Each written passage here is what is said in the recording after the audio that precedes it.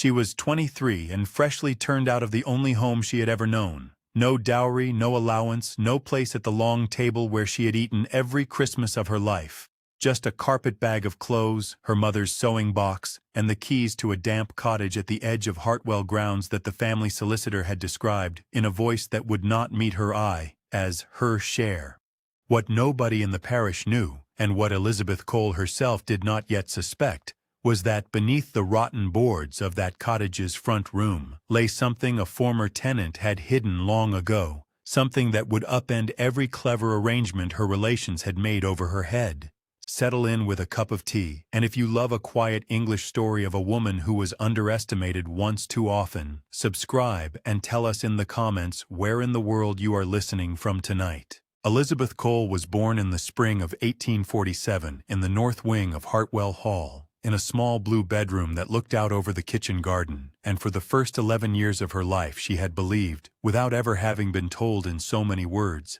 that she belonged there. Her father was Henry Cole, second son of the old squire, a mild man with a fondness for books and no particular head for money, who had married a rector's daughter named Anne Merivale for love rather than land, and had brought her home to live under his father's roof because there was nowhere else to go. Anne died of a fever the winter Elizabeth was 6, and Henry followed her 5 years later, of nothing that the doctor could name but grief. And Elizabeth, at 11, was left to the guardianship of her Uncle Thomas, the eldest son and heir, and her Aunt Margaret, his wife, who had never quite forgiven Henry for the impertinence of marrying a woman with no money, and then leaving his child to be raised on the estate. From that winter on, Elizabeth understood, in the quiet, undefended way children understand such things, that her place at Hartwell was tolerated rather than loved, and that her two cousins, Frederick and Louisa, both older and both handsomer in the eyes of their mother, would always be the true children of the house. She was not unhappy exactly, only careful. She learned early which corridors to walk softly in, and which chairs in the drawing-room she must never sit in when her aunt was near, and she learned also, from the servants and the tenants and the women of the village, a great many practical things that her cousins would never think to learn. Her chief teacher in these things was Mrs. Winifred Halloway, the housekeeper at Hartwell for 31 years, a widow of 60 with narrow spectacles and a temper that softened only for children and for cats.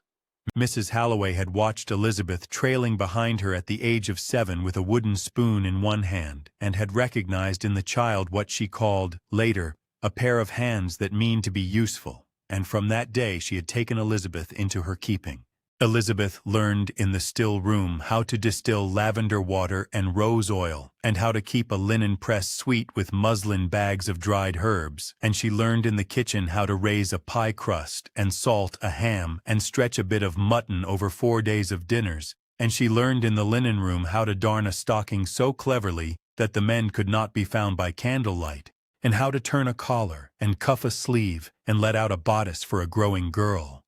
She learned to keep the household books, too, in a neat sloping hand, and to write out receipts for the tradesmen, and to argue, quietly and precisely, with the butcher over a shilling.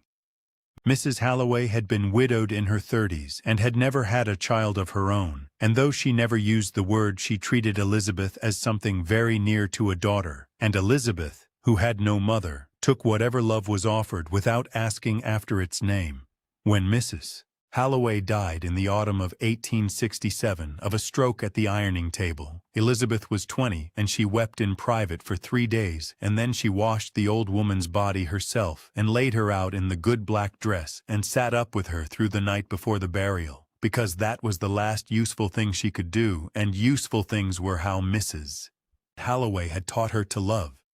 She kept, from among the housekeeper's small possessions, one object only, a plain brass thimble, worn thin at the crown from 40 years of pushing needles through linen and wool, and she wore it on a length of ribbon around her neck under her dress, because it seemed to her, in a way she could not have explained, that as long as she had the thimble she would know how to work, and as long as she knew how to work, she would not be lost. She was still living at Hartwell when the old squire, her grandfather, died in the March of 1870, and it was then, in the reading of the will and the long gray weeks that followed, that the shape of the household turned against her at last. The estate went, by every proper legal channel, to her Uncle Thomas, and after him to her cousin Frederick, and the hall and its acres and its rents and its silver were all folded neatly into the elder line, and of Elizabeth herself the will made almost no mention, save for a single clause about provision for my late son Henry's daughter, as my heirs shall in their discretion see fit.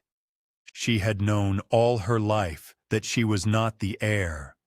She had not known that she would be forgotten by name in the document, or that her Aunt Margaret would read that clause aloud at the long table with a small tight smile, as though the omission had been a kindness meant particularly for her. Elizabeth sat through that reading with her hands folded and the thimble warm against her collarbone, and she did not speak, and she did not weep, because Mrs. Halloway had taught her that there are hours in a life when the only dignity left is stillness, and this, she understood at once, was one of them. The matter of what should be done with Elizabeth was settled not at the long table but in the small oak-paneled study behind it, 3 weeks after the funeral, on a Tuesday morning in early April when the rain had not stopped for 4 days. Her Uncle Thomas sent word by the parlor maid that Elizabeth was wanted at 11, and Elizabeth came down at 5 minutes before the hour in her plain gray dress, with the black armband still pinned above the elbow, and she found her uncle at the desk and Aunt Margaret in the wing chair by the fire, and Mr. Pettigrew, the family solicitor from the market town of Ashbourne, standing at the window with a leather portfolio under his arm. Mr. Pettigrew was a thin man of about 50, with sandy hair going gray at the temples, and a manner so professionally neutral it verged on absence, and he did not meet Elizabeth's eye when she came in. Her Uncle Thomas motioned her to the single upright chair set in the middle of the carpet, which she understood at once had been placed there for her, and she sat, and she folded her hands in her lap, and she waited. Aunt Margaret spoke first, though it was Uncle Thomas who was meant to be the master of the house. Margaret said that after long thought and much prayer, they had decided upon a provision for Elizabeth that would be both generous and appropriate to her station, and that Elizabeth would understand, she was sure, that with Frederick soon to marry and Louisa's own arrangements to think of, the resources of the hall were not what they had been. Uncle Thomas cleared his throat and looked at the blotter. Mr. Pettigrew opened the leather portfolio and drew out a single sheet of paper and read from it in the flat voice of a man reading a market notice. Elizabeth was to have the tenancy for her lifetime of the cottage known as Hartwell Cottage at the western edge of the estate, together with the small garden and outbuildings pertaining thereto, and the sum of £12 paid once, in coin, for the setting up of her household. She was to receive no allowance thereafter. She was to have no claim upon the hall, its furniture, its plate, its linen, or its accounts. She was to sign the paper before her that morning to acknowledge the arrangement as her full and final share. Elizabeth heard the words in the order they came and understood each of them as it arrived, and she did not move, and she did not speak. Mr. Pettigrew turned the paper toward her and set a pen beside it and stepped back. She read the paper twice, from the top down, slowly. She noted the phrase full and final settlement, and the phrase in lieu of all claim, and the phrase the said Elizabeth Cole spinster of this parish, and she understood that with the ink still wet she would cease to be a member of Hartwell Hall and become instead a tenant at its edge. She thought, briefly and without heat, of her father Henry, and of her mother Anne, and of the small blue bedroom over the kitchen garden, and of Mrs. Halloway's hand on her shoulder in the still room. Then she took up the pen and dipped it and signed her name in her neat sloping hand, and she blotted the signature with the little block of blotting paper set ready beside it, and she laid the pen down. Aunt Margaret, from the wing chair, said that Elizabeth might have until Friday morning to gather her things. Uncle Thomas said that the £12 would be paid to her at the back door on the day she left, in a canvas bag. Mr. Pettigrew closed his portfolio. Elizabeth rose from the upright chair and thanked them, in a voice that was steady because she had made it steady, and she went out of the study and up the back stairs to her room, and closed the door behind her, and stood for some minutes with her forehead pressed against the cool painted wood, and only then did she begin to pack. She packed as Mrs. Halloway had taught her to pack, which was to say she packed in order of use. Into the carpet-bag first went her 2 spare shifts, her 3 pairs of stockings, her second dress of dark blue wool, her nightgown, her flannel petticoat, her housewife of needles and pins, a folded apron, and a clean pair of house shoes, wrapped in brown paper. On top of these she laid her comb, her toothbrush, a cake of hard soap in a tin, and a small pocket testament that had belonged to her mother. Her mother's sewing box, a shallow rosewood case with brass corners and a mother-of-pearl inlay on the lid, she wrapped in a shawl and set aside to carry separately by its little handle, because it would not go into the bag without crushing what was underneath. The brass thimble she left where it had been for 3 years, on its ribbon under her dress, warm against the skin below her collarbone. She looked once around the small room that had been hers for 23 years, at the narrow bed,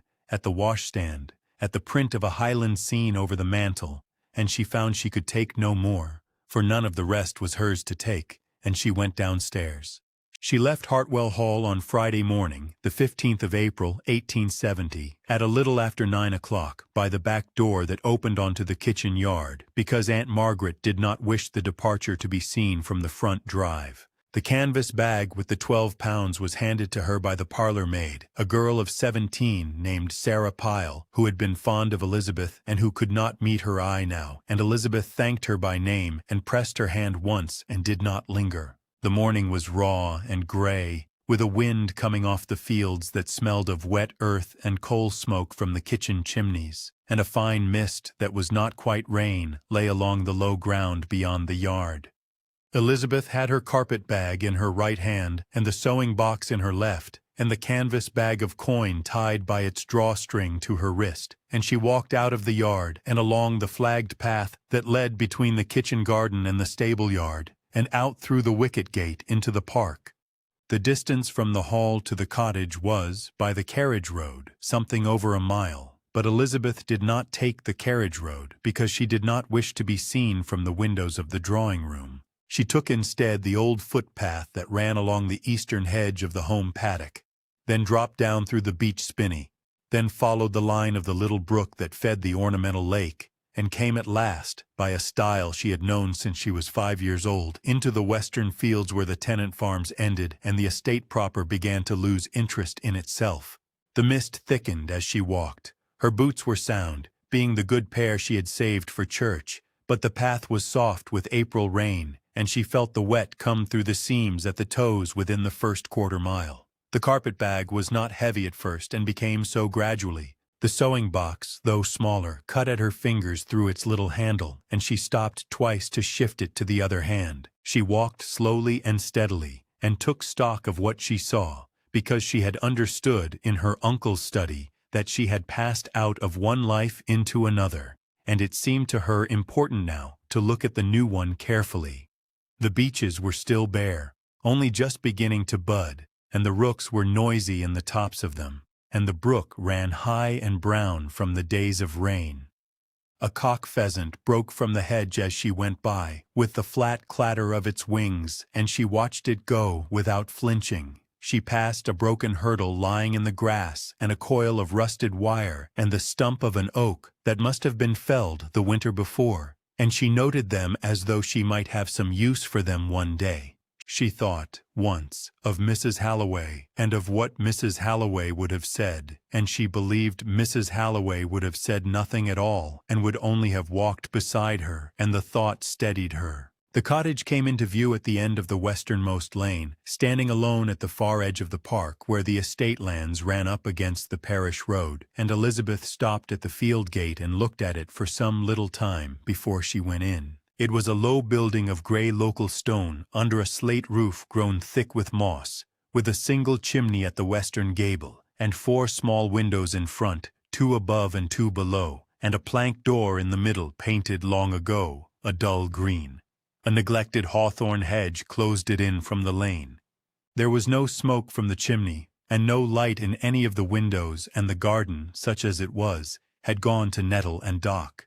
Elizabeth set down her bag and her sewing box on the stone step, and she took the 2 iron keys from her pocket, and she fitted the larger of them to the lock, and the lock turned stiffly, but it turned, and she pushed the door open, and she stepped inside. The air within was colder than the air without, and it carried the flat, mineral smell of a room that had held damp through a winter and had never been aired, and under that a fainter smell of old soot and mouse and the sourness of unwashed stone.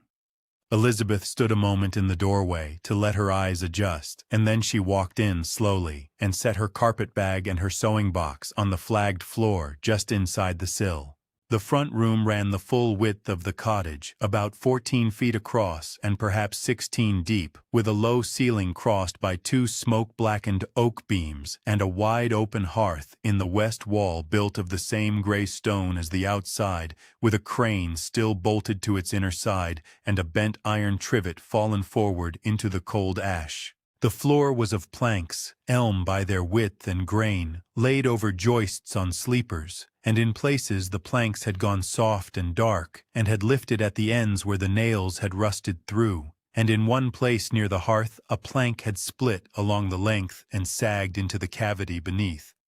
The walls had once been lime-washed, and the wash had come away in patches to show the coarse plaster underneath, and in the north corner a slow damp had made a brown stain the shape of a hand from the skirting to the height of Elizabeth's shoulder. There was one small window at the front on either side of the door, each of 4 leaded panes, and one of the panes in the left-hand window had been broken and stuffed with a rag of sacking that had itself gone black with mold. Beyond the front room, through a plank door with an iron latch, lay a back room half the size, meant to serve as scullery and kitchen, with a shallow stone sink under a smaller window looking north into the garden, and a rusted pump handle above it that Elizabeth tried, and that gave, after a moment's dry gasping, a spurt of red water, and then, with more pumping, a clear thin stream that smelt faintly of iron but tasted, when she cupped a little in her palm, of nothing worse than cold. A narrow boxed staircase went up from the corner of the back room to 2 small chambers under the eaves, both with sloping ceilings and small dormer windows and floors of plain board. And in the western chamber a rough wooden bedstead with no mattress and no bedding, and in the eastern chamber nothing at all but a broken washstand tipped against the wall. Of furniture in the whole of the cottage there was the bedstead upstairs, a 3-legged deal table in the front room propped with a folded slate under the missing foot, a single ladder-back chair with its rush seat gone through, a small oak stool by the hearth, a shelf of 2 boards nailed to the scullery wall, and a wooden salt box hung beside the chimney breast, empty. In the outbuildings, when she went out through the scullery door to look, she found a lean-to woodshed with a little dry firewood still stacked at the back under the eaves, and a rusty axe leaning in the corner, a privy of brick with a serviceable seat, and a lean-to washhouse with a copper set into a brick surround, cracked at the rim but perhaps mendable. Elizabeth came back inside and stood in the middle of the front room and looked at what she had, and she thought that it was worse than she had feared and better than it might have been, and that there was clean water and dry wood and 4 walls and a slate roof over her head, and that she had 12 pounds in a canvas bag at her wrist and a thimble at her throat, and hands that had been taught by Mrs. Halloway, and that she would begin at the beginning and see what could be done. She lit no fire that first hour. She walked the rooms again with a slower step, and she made a list in her head in the order Mrs. Halloway had taught her to make lists. First what would keep her alive, and next what would keep her dry, and next what would keep her fed, and last what would make the place a home. And she thought that before anything else the rotten boards in the front room would have to come up, because a floor that had begun to go through would give under her weight before the summer, and because whatever damp was rising under the cottage was rising through them, and there was no mending a room until its floor was sound.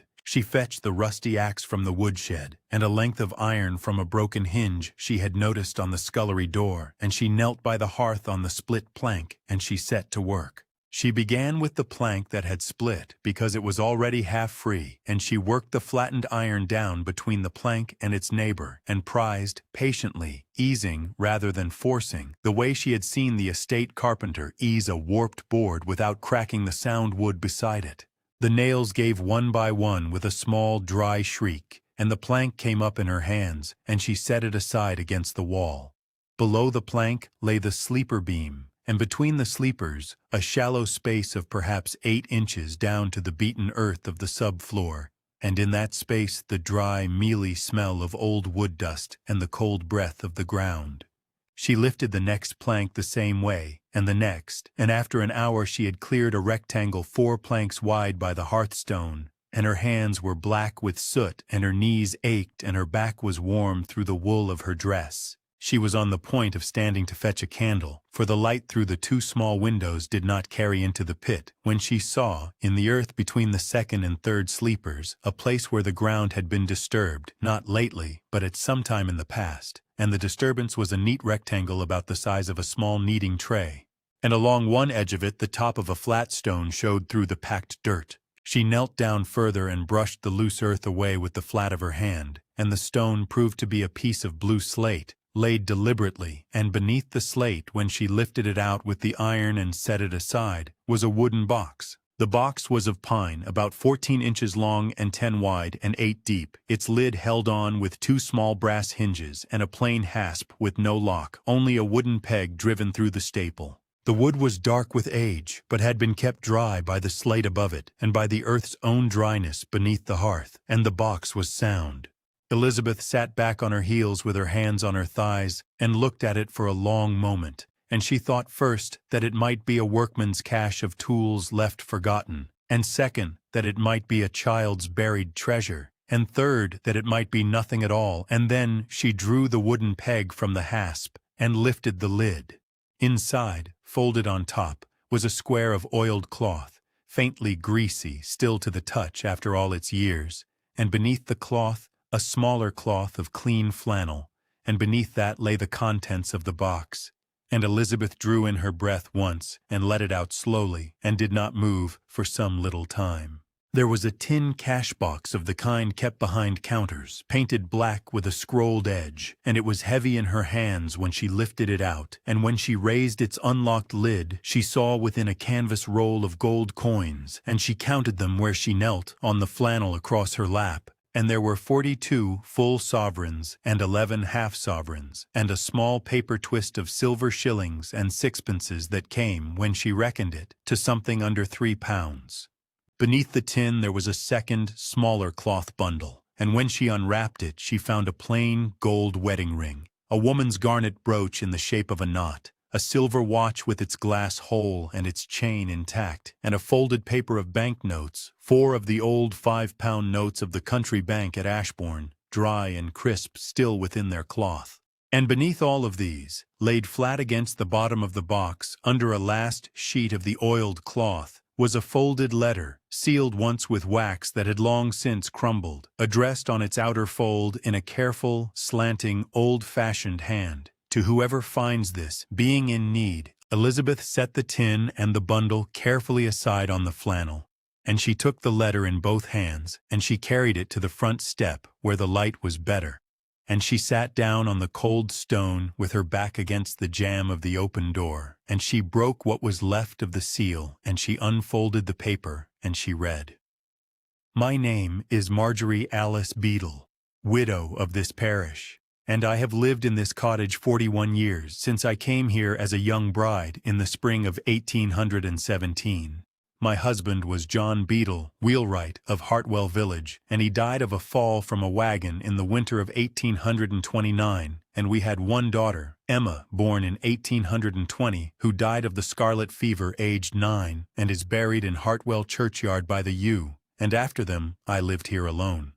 I took in mending, and I kept hens, and I sold eggs at the door, and I saved what I could, a shilling at a time and sometimes only a penny, against a rainy day that has now, at 72 years of age, and with a weakness of the chest that will not leave me, come at last. I have no living kin. What I have saved I would rather leave to a stranger who needs it than see it taken by the parish or by any man who did not earn it. I have hidden it here beneath the hearthstone, and I have set this letter beside it, and I ask only that whoever finds this be kind, and be careful, and use what is here to make some small good in the world, and think once upon a Sunday of Marjorie Beadle, and of John, and of little Emma, who loved this cottage and were loved in it. There is enough here, I believe, to keep a careful person a good long while, or to begin a small trade, or to hold against sickness, or a hard winter. It is not a great sum, but it is honest money, and it was hard come by. God bless whoever reads this. Marjorie Alice Beadle, this 17th day of October, 1858. Elizabeth read the letter through once, and then again, and by the second reading, her hand had come up of itself, and closed around the brass thimble on its ribbon at her throat. And she held the thimble in her right hand and the letter in her left, and she sat on the step of Hartwell Cottage in the raw April morning, and did not weep, because she had not learned to weep in daylight, but her shoulders shook a little under the wool of her gray dress. And after a time she folded the letter along its old creases and laid it flat upon her knee, and she looked out at the neglected hedge and the nettles and the parish road beyond, and she understood, quite clearly and without any noise at all in her mind, that everything her uncle and aunt had done that morning 3 weeks past in the oak-paneled study had been undone by a widow she had never known, 41 years a tenant of the cottage they had thrown her into, who had loved a wheelwright and a little girl, and had thought, in her last autumn, of a stranger to come. Elizabeth folded the letter a second time, more slowly, and placed it inside her mother's rosewood sewing box, laying it flat beneath the tray of pins and needles and the wax paper folds of thread, and she closed the lid and set the box on the deal table beside the hearth, and then she stood up from the step and went back into the front room and began to work. She did not count the coins that morning, and she did not sit and imagine what could be bought. She had been taught by Mrs. Halloway that money in the hand was only ever a beginning, and that the first thing a careful person did with a windfall was hide it and keep working. She wrapped the tin cash box, the smaller cloth bundle of ring and brooch and watch, and the 4 old 5-pound notes of the Ashbourne Country Bank in the oiled cloth again, and she laid the parcel back inside the pine box, and she pegged the hasp closed and set the slate over it, and covered the slate with earth, and pressed the earth flat with the heel of her boot. Then she laid the 4 sound planks she had lifted back across the sleepers, but she did not nail them, only weighted them with the small oak stool and the empty salt box and the ladder-back chair, so that she could lift them again herself in quiet, and to any eye but hers the front room floor looked as it had that morning, only cleaner. She walked into Hartwell village that afternoon carrying only the canvas bag of 12 pounds at her wrist and a list she had made in her head as she walked. At the yard of the wheelwright and joiner, a man of about 50 in a leather apron came out to her, and she asked for 100 foot of seasoned elm plank, a pound of cut nails, a quart of linseed oil, a bag of lime, 2 hinges, a hasp with lock and key, and a second axe with a sound helve.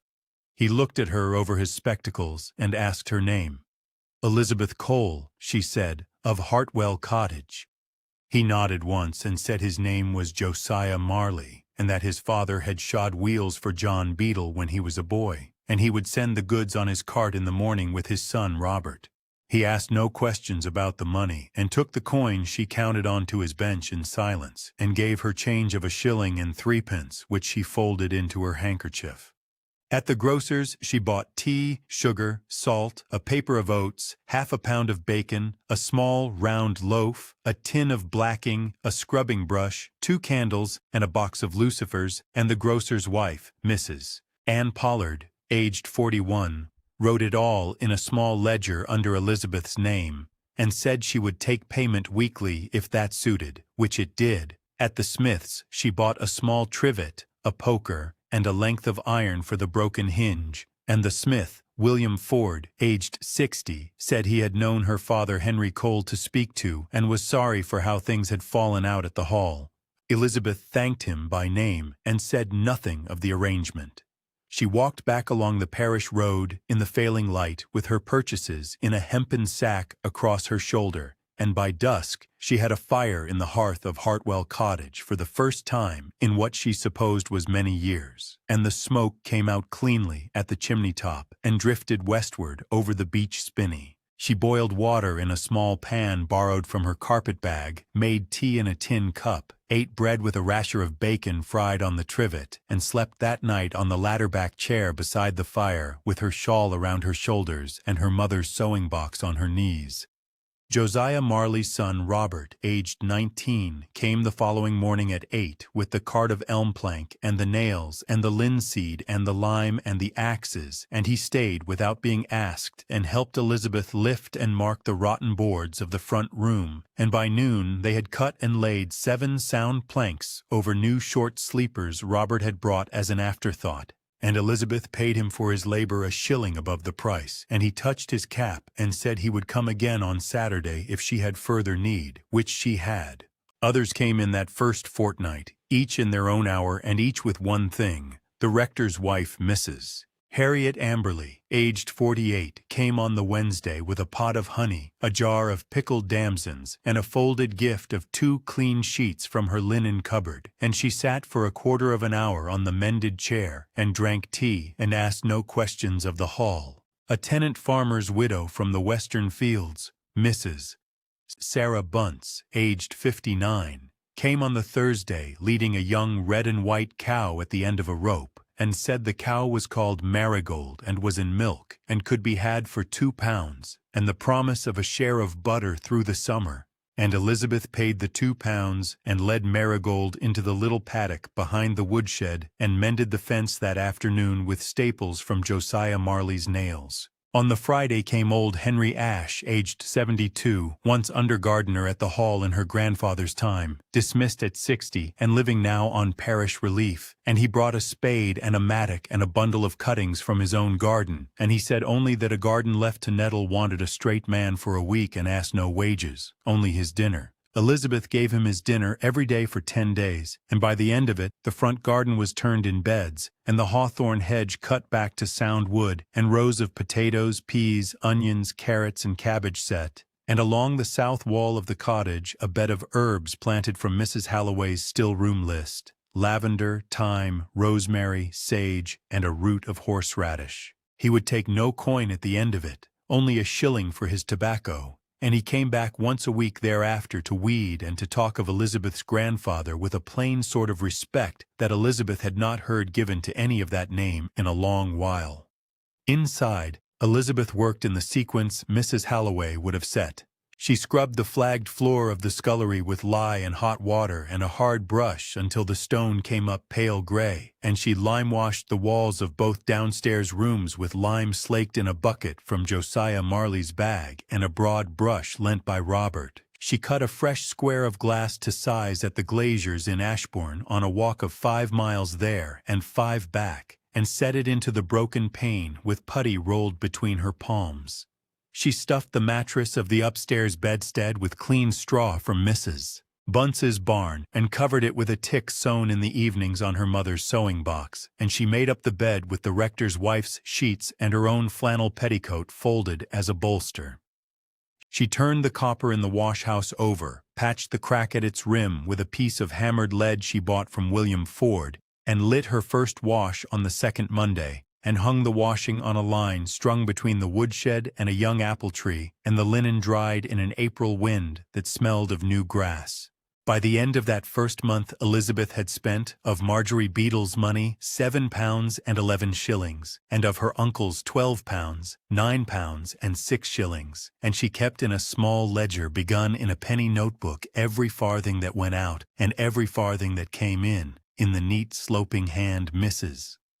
Halloway had made her practice at the housekeeper's desk when she was 10. She began to take in mending from the village that second month. At first only a shirt or two brought shyly to the door by a woman who had heard from Mrs. Pollard that Miss Cole sewed a fine seam, and by the end of May she was mending regularly for 6 households, at 3d. a shirt and 6d. a bodice, and one gentleman's frock coat relined and turned for 4 shillings. And she sold eggs at the door from 6 hens bought from Mrs. Bunce, and butter twice a week from Marigold's milk in small pats stamped with a wooden press old Henry Ashe had carved for her from a piece of pearwood, and she distilled lavender water in a small copper alembic that Josiah Marley made her from a diagram she drew with a pencil on the back of a bill, and she sold the lavender water in little corked bottles at 9d. apiece to Mrs. Pollard's shop and to the rector's wife for the parish gifts. People in Hartwell village began, without any announcement, to call her Miss Cole rather than Elizabeth, or, as some had briefly done, poor Miss Cole. and by the end of the summer, they simply said Miss Cole at the cottage, as they had once said Widow Beetle at the cottage, and the name settled onto the place quietly and without argument. Small rituals formed of their own weight. On Sunday mornings, Elizabeth walked the 1.25 miles to Hartwell Church for the 10 o'clock service, and sat in the third pew from the back on the north side, where the tenants sat, and not in the Cole pew at the front, which she never approached. And after service she stopped in the churchyard by the yew, and laid a sprig of rosemary or a spray of lavender from her own garden on the small stone that read Emma Beetle, 1820-1829, beloved daughter, and on the larger stone beside it that read John Beetle, wheelwright, 1789-1829, and on the third stone, worn already at its top edge, though it was only 12 years in the ground, Marjorie Alice Beetle, 1786-1858, widow of this parish, at rest. Elizabeth said no prayer aloud at the graves, but she stood for a minute or two with her gloved hands folded, and she thought once upon a Sunday, as Marjorie had asked, of Marjorie and of John and of little Emma, and she thought also of Mrs. Winifred Halloway, whose grave was in another parish, and of her own mother Anne and her father Henry, whose graves were inside Hartwell churchyard nearer the west wall, and she visited those too, and then she walked back to the cottage in whatever weather the day gave her. On Tuesday mornings the mending was brought to the door in a basket by whoever was passing, and Elizabeth received the basket and gave out last week's, and Mrs. Pollard from the grocer's stopped for 10 minutes on her Wednesday walk with news of the village, and on Thursdays old Henry Ashe came for his weeding and his dinner, and on Saturdays Robert Marley came in the afternoon with any timber or ironwork Elizabeth had ordered from his father's yard, and stayed to move whatever was too heavy for one woman to move alone, and would take only a cup of tea and a piece of Elizabeth's seed cake for his trouble. In the evenings, Elizabeth sat by the hearth with the 7 sound elm planks warm under her feet, and the pine box she had lifted back into its hollow beneath them, and she sewed by the light of 2 candles and a good fire, with the brass thimble on the second finger of her right hand, for the first time in the daylight and no longer only on its ribbon at her throat. Word traveled, as word does in villages, along back kitchens and market stalls and the porches of churches, and by midsummer it was known in Hartwell parish and in Ashbourne, and in 3 villages beyond that. Miss Cole at the cottage was a fine seamstress and a fair dealer, and a young woman who paid her bills the week they were rendered. And it was known also, without anyone having said it in so many words, that Miss Cole at the cottage was Squire Cole's granddaughter, and that the Hall had put her out with £12 and a damp roof. And the 2 facts sat together in the parish mind and shifted the weight of feeling in the parish as such things do, quietly and without a meeting. The vicar, the Reverend Charles Amberley, aged 52, called on her formally in June, and drank a cup of her tea at the deal table, and said, on rising, that he hoped she would consider herself a parishioner of Hartwell in her own right, which he had not said to her at the Hall in 23 years. And Elizabeth thanked him, and understood the sentence for what it was. At the harvest supper in September, held in the tithe barn on Uncle Thomas's home farm as it was every year, Elizabeth was not invited from the Hall, but she was invited separately by Mrs. Bunce and by Josiah Marley's wife to sit at the tenants' long table. And she went, and she brought 2 jars of her damson cheese and a basket of her lavender bottles as gifts, and she sat between Mrs. Bunce and old Henry Ashe, and ate roast mutton and drank a half-glass of cider, and when the fiddler played she did not dance, but she clapped in time. And across the barn her cousin Frederick, newly married and pink-faced with wine, saw her and did not come over, and her Aunt Margaret saw her and looked away, and none of it touched her, because she was among her own by then, and they knew it, and she knew that they knew. On a still evening in October, 6 months to the day since she had crossed the threshold with a carpet bag and a rosewood sewing box, Elizabeth sat by her own hearth in Hartwell Cottage, with the fire drawn down to red embers, the 7 elm planks warm beneath her feet, and the pine box in its hollow beneath the planks holding what remained of Marjorie Beetle's savings after a spring and summer of careful spending. On the deal table, scrubbed pale and rubbed with linseed until the grain showed, she had laid 2 objects side by side in the lamplight. Her mother, Anne Merivale's rosewood sewing box with its brass corners and its mother-of-pearl inlay. And, taken up from the pine box for the first time since April, Marjorie Beadle's plain gold wedding ring on a scrap of clean flannel. She looked at the two things a long while, and did not touch either. She wore the brass thimble on the second finger of her right hand, where Mrs. Winifred Halloway had taught her to wear it 40 years before her own birth, and she thought of the 3 women who had put her where she now sat. Her mother, who had given her a name and a sewing box and 6 years. Mrs. Halloway, who had given her hands that could work and a mind that could keep a list, and Marjorie Alice Beadle of this parish, widow of a wheelwright, mother of a child buried by the yew, who had hidden a pine box under a hearthstone in 1858 for a stranger she would never meet. She thought too of the oak-paneled study, and of Aunt Margaret's small, tight smile, and of the words full and final settlement, and understood that the settlement had been full and final only in the way the writers of it had meant and had been undone the moment she lifted the split plank by the hearth. Outside the window, an owl called once from the beech spinney. The kettle sang on the trivet. She poured tea into a plain white cup and drank it slowly. She was 23 and homeless in April, she said to herself, and put out with 12 pounds and a damp roof. And she had walked the 1.25 miles with a carpet bag in one hand and her mother's sewing box in the other and a canvas bag of coin tied at her wrist. And she had opened the green door and lifted the rotten boards, and beneath them she had found the savings of a woman dead 12 years, and a letter that asked only kindness. She was Miss Cole at the cottage now, and the parish said the name in a certain way, and old Henry Ashe weeded her beds on Thursdays for his dinner, and Robert Marley moved her heavy things on Saturdays for a cup of tea and a piece of seed cake, and the vicar called her a parishioner in her own right. The hall kept the hall, she kept the cottage, and it was known without meeting or pronouncement whose share had been the greater. She rose, banked the fire with ash, blew out the lamp, and went up the boxed stair to her own bed under the sloping eaves, and slept without waking until the light came through the little dormer window, and the cock crowed from Mrs. Bunce's yard across the lane. If this story has stayed with you, take a moment to subscribe and share it with someone who understands what it is to be counted out and to count for oneself anyway. And before you go, sit with this. What small, overlooked thing in your own life might, if you took the time to lift the board and look beneath it, turn out to have been waiting for you all along?